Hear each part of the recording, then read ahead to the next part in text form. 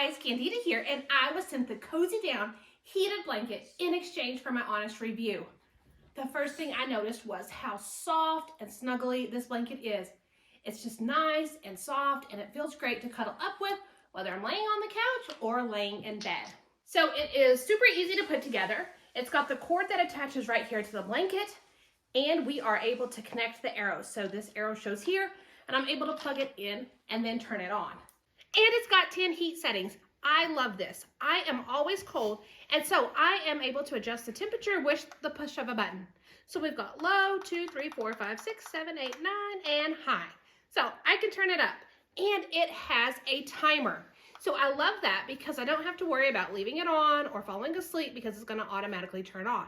I can set it for 1 hour, 2, 4, 6, or 8 hours. So if I am cold at night, I don't need to worry about it.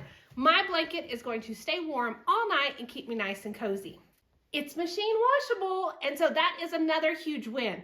I can throw it in the wash and then tumble dry on low, and then I'm going to be ready to stay warm again. Overall, the plush material feels great on the skin. I love having a heated throw and a blanket when I just want to lounge around or when I'm cold out. So this has definitely been a win. I hope you found the review helpful.